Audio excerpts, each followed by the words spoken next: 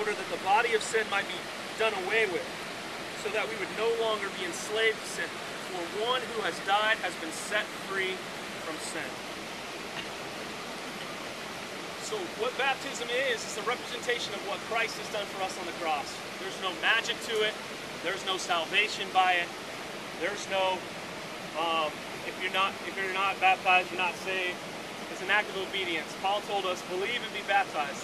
Jesus himself was baptized by a sinful man because he did it out of obedience to his Father. You know, John the Baptist told Jesus, it should be you that's baptizing me. And Jesus said, this needs to happen to fulfill all righteousness, to fulfill what my Father has commanded me. So when we talk about baptism, we're talking about an act of obedience to God that is a representation of what Christ has done for us. Christ went to the cross in all its brutality, in all its blood, in all its goriness, in all its death, and he died for us. But he didn't just die. He rose from the dead 3 days later. He's not a martyr. He's alive. He is alive. And baptism is exactly what Paul says here. We're buried in the likeness of his death and raised to walk in the newness of life.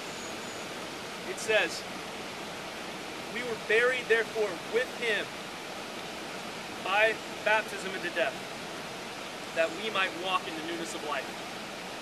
That when Christ died once for all for the sins of humanity, just like Rick is going to be baptized and plunged under the water, it's a representation that the old is gone and the new has come.